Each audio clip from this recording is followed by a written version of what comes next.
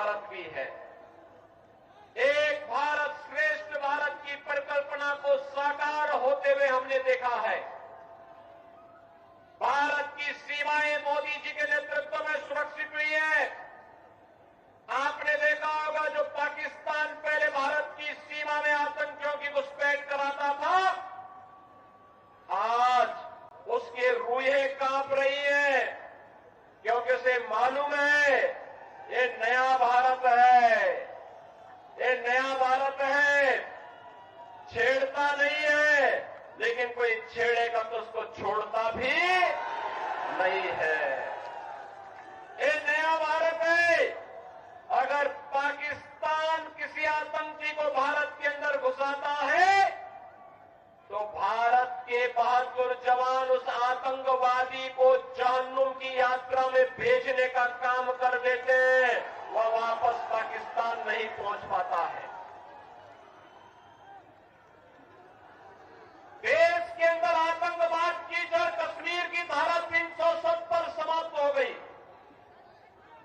और यही नहीं, आज तो देश के अंदर बड़े बड़े कार्य मोदी जी के नेतृत्व में हाईवे के, रेलवे के, एयरपोर्ट के निर्माण का आपने कल देखा होगा। प्रधानमंत्री जी ने बिहार के दरभंगा में एम्स का शिलान्यास किया।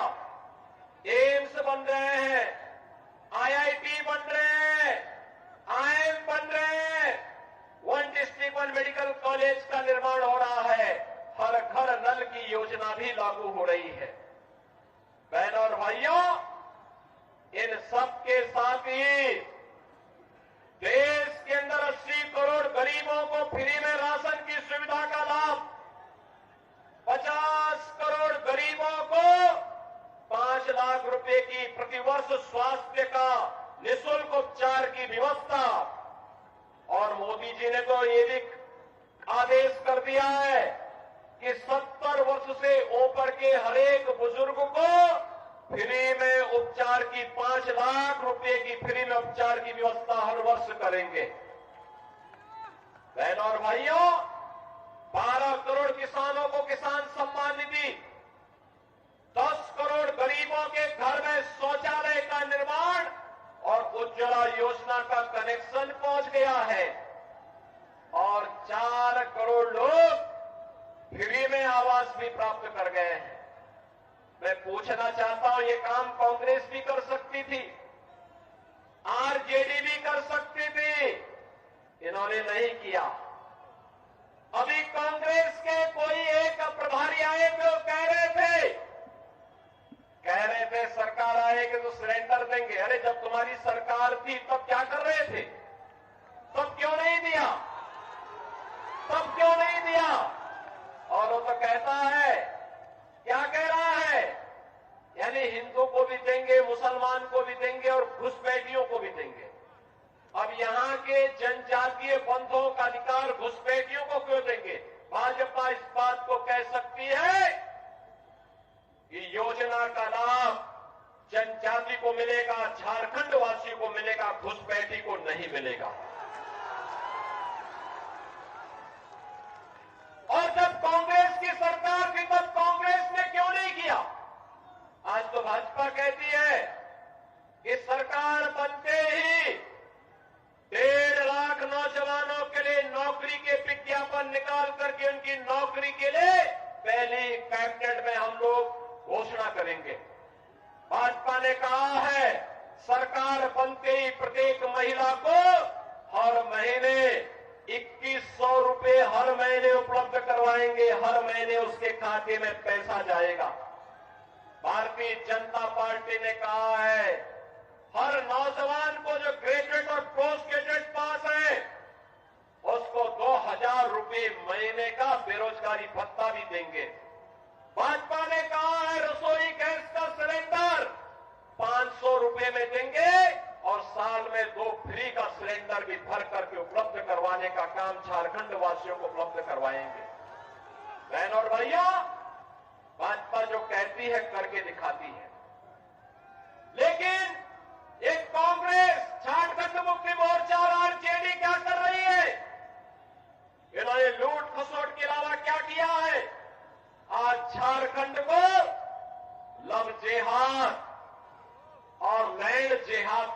बना दिया है, लव जिहाद और लैंड जिहाद का मुद्दा बना दिया है।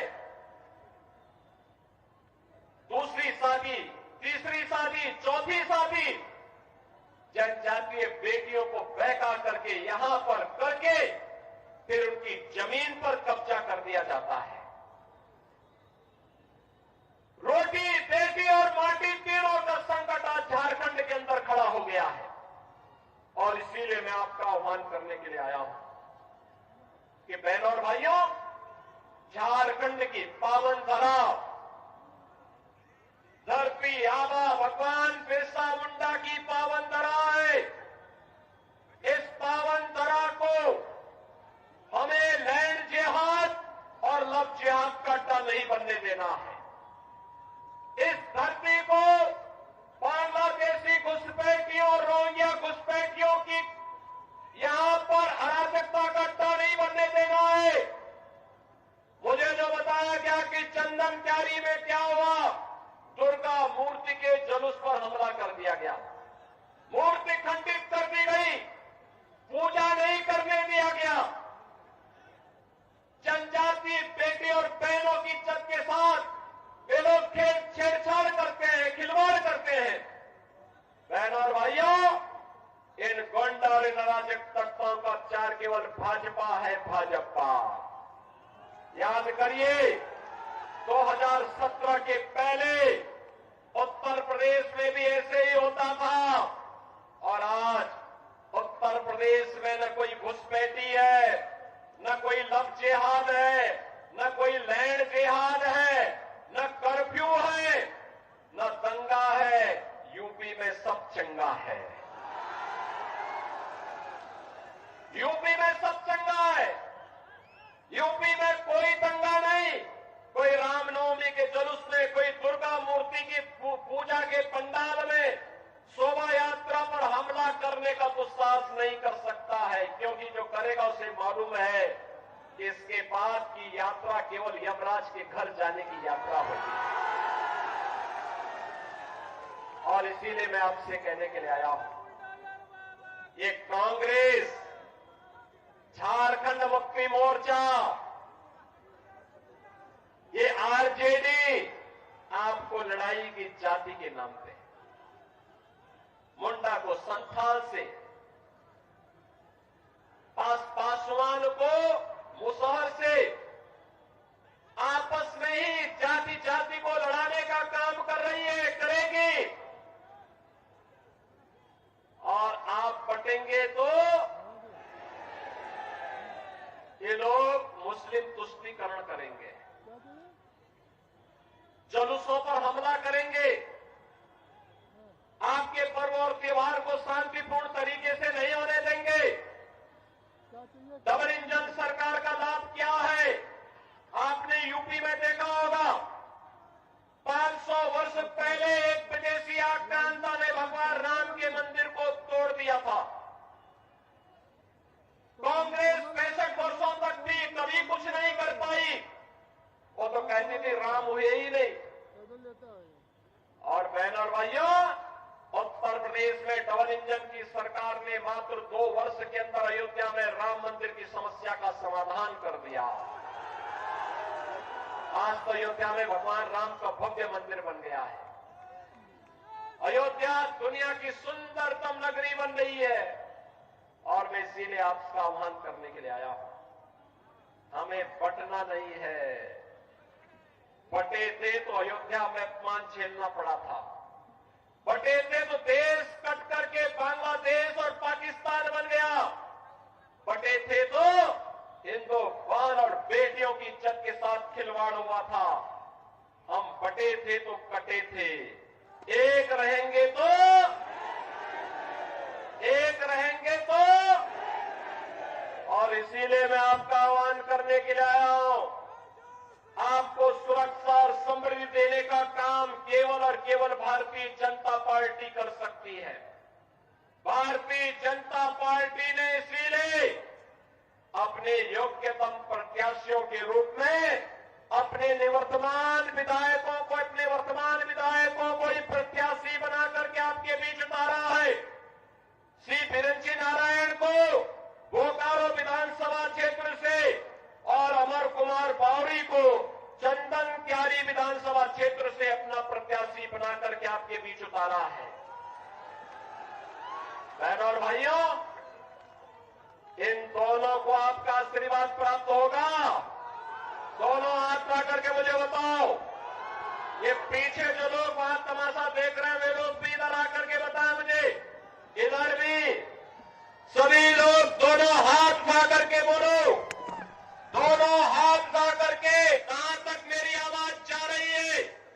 दोनों हाथ उठा करके बोलो, इन दोनों प्रत्याशियों को विजयी बना के भेजेंगे, बना के भेजेंगे, दोनों लोगों को जिता करके भेजेंगे।